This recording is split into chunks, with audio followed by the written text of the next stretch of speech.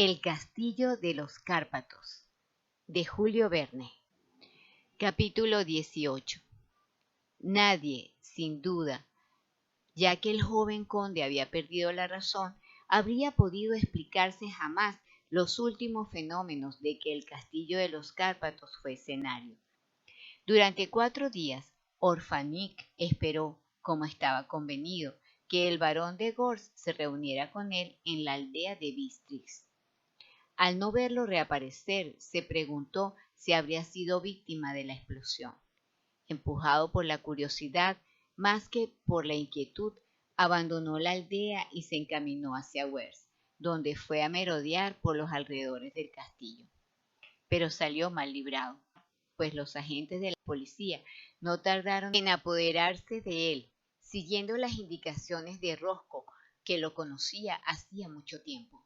Una vez en la capital del condado, en presencia de los magistrados, Orfanik no puso dificultades en contestar a las cuestiones que se le plantearon durante la encuesta ordenada sobre la catástrofe.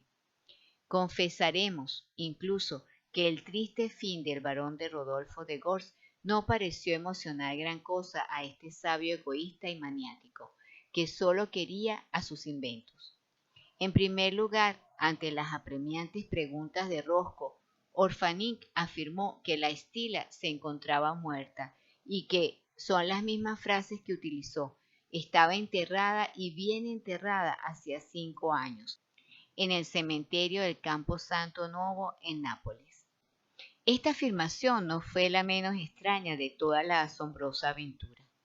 En efecto, si la Estila estaba muerta, ¿cómo podía haber oído Franz su voz en la sala de la posada y verla aparecer después en el terraplén del bastión y después embriagarse con su canto cuando estaba encerrado en la cripta? Y por último, ¿cómo la había encontrado viva en la habitación de la torre? He aquí la explicación de esos fenómenos que parecían inexplicables. No hay que olvidar la desesperación del barón de Gorz cuando se difundió el rumor de que la Estila había decidido abandonar el teatro para convertirse en condesa de Telec. Iban a faltarle todas sus satisfacciones de aficionado, es decir, el admirable talento del artista.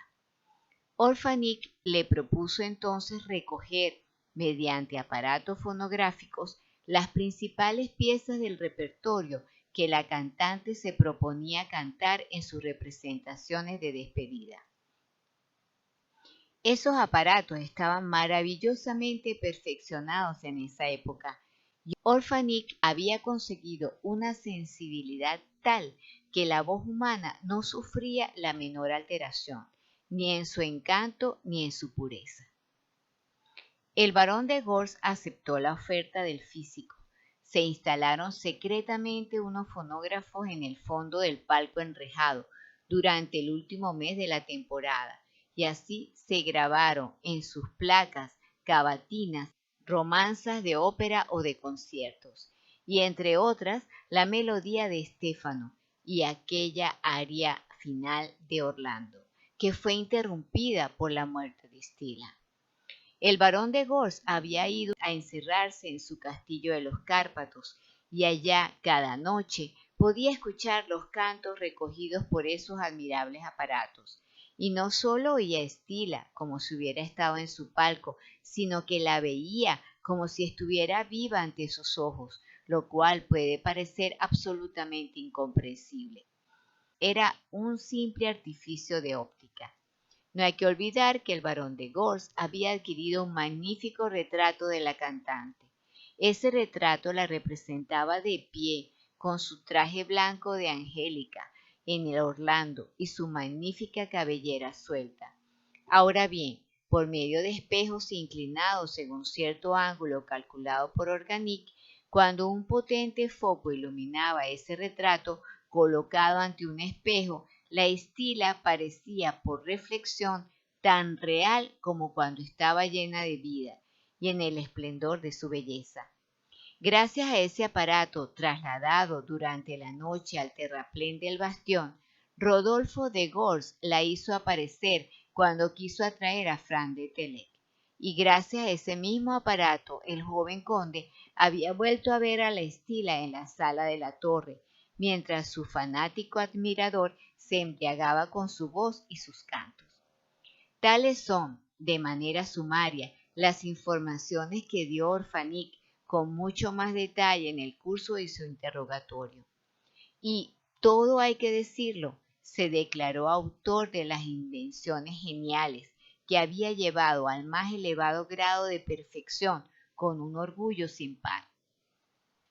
Sin embargo, aunque Orfanic había explicado materialmente los diversos fenómenos, o mejor dicho, los trucos, por emplear una palabra consagrada, lo que no se explicaba era por qué el barón de Gorz, antes de la explosión, no tuvo tiempo de huir por el túnel del desfiladero del volcán.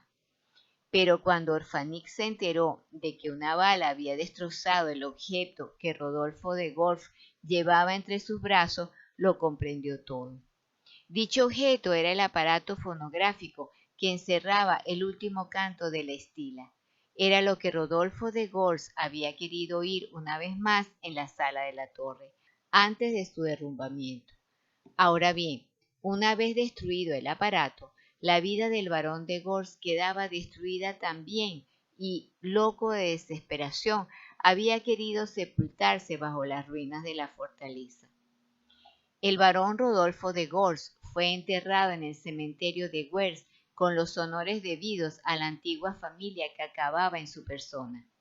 En cuanto al joven conde de Telec, Rosco lo hizo trasladar al castillo de Crajova, donde se consagró por entero a cuidar a su amo. Orfanic le cedió de buen grado los fonógrafos donde estaban recogidos los otros cantos de la Estila, y cuando Frank oye la voz de la gran artista, presta cierta atención, recupera su lucidez de antaño y parece que su alma intenta revivir en los recuerdos de su inolvidable pasado. En realidad, unos meses después, el joven conde recuperó la razón, y gracias a él se conocieron los detalles de esta última noche en el castillo de los Cárpatos. Y ahora, digamos que la boda de la encantadora Miliota y de Nic Deck se celebró en la octava que siguió a la catástrofe.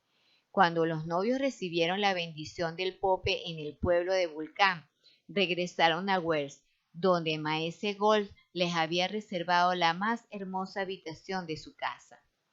Pero aunque los diversos fenómenos han sido aclarados de forma natural, no hay que pensar que la joven ya no cree en las fantásticas apariciones del castillo.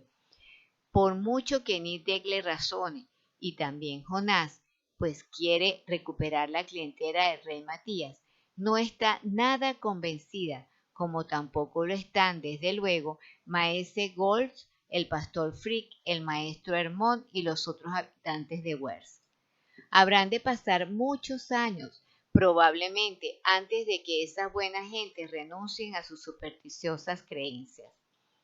Sin embargo, el doctor Patak, que continúa con sus fanfarronadas habituales, no deja de repetir a quien quiere oírle, que, no lo dije yo, genios en el castillo, es que existen los genios, pero nadie le hace caso, e incluso le ruegan que se calle, pues sus burlas pasan de la raya.